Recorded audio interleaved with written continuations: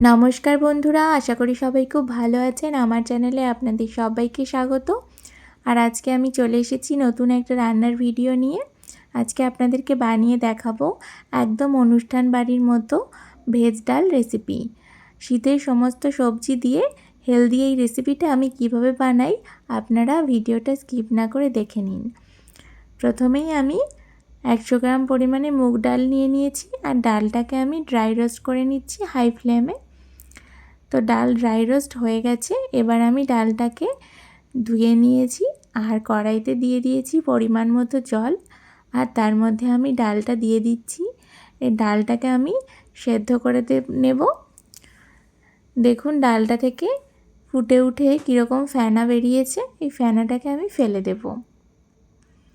তারপরে ডালটাকে সেদ্ধ হতে দেব লো ফ্লেমে। ডালটা এদিকে সেদ্ধ হতে থাক।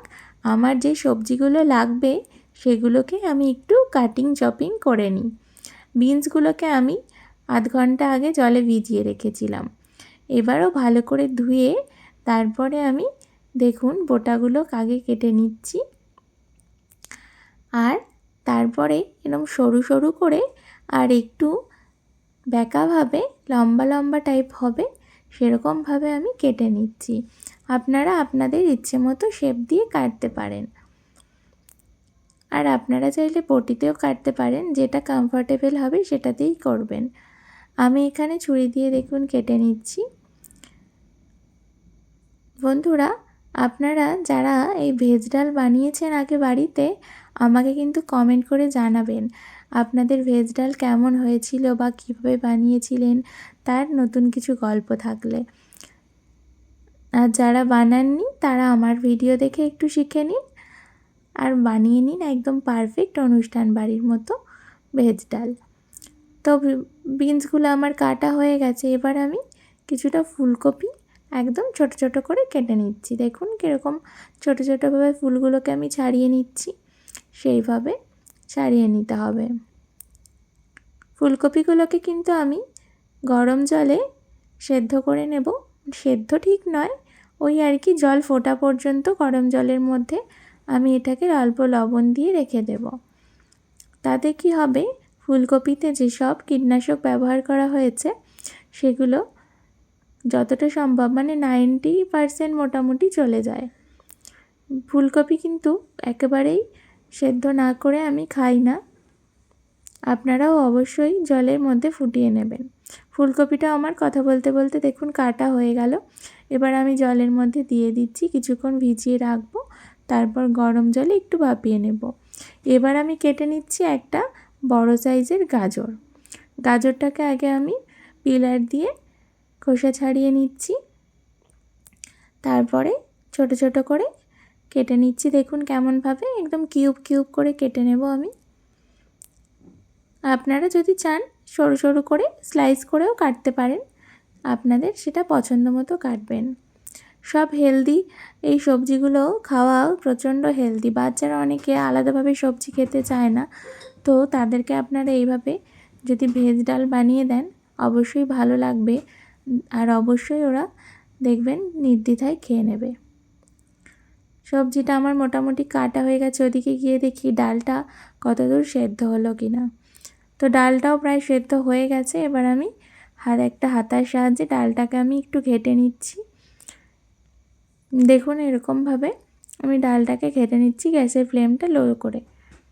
ডাল ঘাটা হয়ে গেলে দিয়ে দিচ্ছি পরিমাণ মতো জল। আর এই দেখুন ফুলকপিটা ভাপানো হয়ে গেছে। এবার ফুলকপিটা জল ঝরাতে দিয়ে দিচ্ছি। আর এদিকে আমি সবজিগুলোকে এবার ভেজে নেব।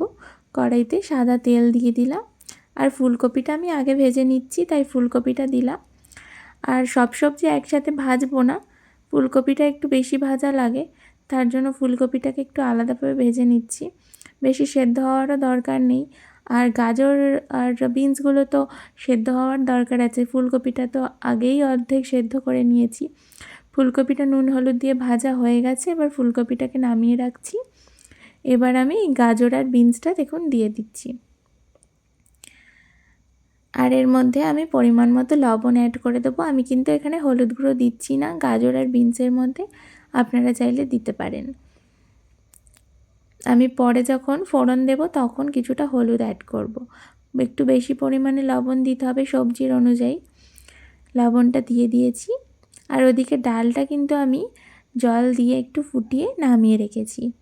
সবজিগুলো হাই টু লো ফ্লেমে আমি ভেজে নিচ্ছি। প্রথমে হাই রেখেছিলাম, এবার আমি দেখুন কিশমিশ আর কাজু ভিজিয়ে রেখেছিলাম একটা বাটির মধ্যে। সেই কাজু আর কিশমিশগুলো আমি এবার এর মধ্যে অ্যাড করে দিচ্ছি। আর অ্যাড করে দিচ্ছি একটা কাঁচা লঙ্কা কুচি কুচি করে কেটে নিই, সেটাকেও দিয়ে দিলাম। দেখে নিচ্ছি সবজিটা সেদ্ধ হয়েছে কিনা। সবজিগুলো মোটামুটি সেদ্ধ হয়ে গেছে। এবার আমি এটাকে নামিয়ে রেখে দেব। একটু ভালো করে সেদ্ধ করে আর ভালো করে ভেজে নিতে হবে যাতে কাঁচা গন্ধটা চলে যায়। ডালের মধ্যে দিয়ে তো বেশিক্ষণ ফোটানো হবে না সবজিটা, সেজন্যই। আপনারা যারা এতক্ষণ আমার ভিডিওটা দেখছেন তাদেরকে অসংখ্য ধন্যবাদ। আর যারা আমার চ্যানেলে নতুন বন্ধু, তারা কিন্তু অবশ্যই আমার চ্যানেলটাকে সাবস্ক্রাইব করবেন আর বেল আইকন প্রেস করে রাখবেন যাতে নতুন নতুন ভিডিও নোটিফিকেশান প্রথমেই আপনার কাছে চলে যায়। তো চলুন পরবর্তী পর্যায়ে চলে যাই। ভাজাটা আমি নামিয়ে রেখেছি। এবার আমি ওই কড়াইয়ের মধ্যেই দিয়ে দিয়েছি আরও কিছু পরিমাণ সাদা তেল। আর তাতে ফোড়নে দিয়ে দিলাম একটা তেজপাতা, একটা শুকনো লঙ্কা, গোটা গরম মশলা আর সাদা জিরে। তারপরে ফোড়নটা একটু ভাজা হলেই আমি দিয়ে দিলাম এর মধ্যে 1 চামচ পরিমাণ আদা বাটা। আদা বাটাটা দিয়েই সাথে সাথে হলুদ গুঁড়ো দিয়ে দিতে হবে। তারপরে আমি দিয়ে দিয়েছিলাম 1 চামচ জিরা পাউডার। এবার ভালো করে একটু কষিয়ে নিয়েছি আদা সব কিছু জিরাগুলো। এবারে আমি ডালটা এর মধ্যে ঢেলে দিয়েছি আর আমি দিয়ে দিচ্ছি সেই আগে থেকে ভেজে রাখা সব সবজিগুলো। সবজি যেহেতু অনেকটা ভাজা হয়েছে অতটা দেবো না ডালে, তাই জন্য ওটা একটু নামিয়ে রেখেছি। ওটা দিয়ে অন্য কোনো একটা রেসিপি হবে। আর বাকি যতটা দরকার আমি ততটা দিয়ে দিলাম। ফুলকপিটাও দিয়ে দিলাম। আর এর মধ্যে আমি দিয়ে দিলাম পরিমাণ মতো লবণ, কারণ ডালে তো একদমই লবণ পড়েনি। আর স্বাদ ব্যালেন্সের জন্য দিয়ে দিলাম 1 চামচ পরিমাণ চিনি। চিনিটা অপশানাল, আপনারা চাইলে অ্যাড নাও করতে পারেন। ডালটা ফুটে ওঠার পরে আমি দিয়ে দিচ্ছি গরম মশলা গুঁড়ো আর শেষে 1 চামচ ঘি দিয়ে আমি পরিবেশন করে দেব। বেশি কিছু মশলা অ্যাড করিনি, সম্পূর্ণ নিরামিষ এই রেসিপিটা। আপনারা ভাতের সাথে বা রুটির সাথে পরিবেশন করতে পারেন। বাড়িতে অবশ্যই একবার ট্রাই করবেন আর রেসিপিটা যদি ভালো লাগে একটা লাইক করে দেবেন। সবাই খুব ভালো থাকবেন, সুস্থ থাকবেন, সবাইকে ভালো রাখবেন। বাচ্চাদেরকেও আপনারা এটা খাওয়াতে পারেন, কোনো প্রবলেমই হবে না। আজকের মতো এই পর্যন্ত। দেখা হবে অন্য কোনো রান্নার ভিডিওতে।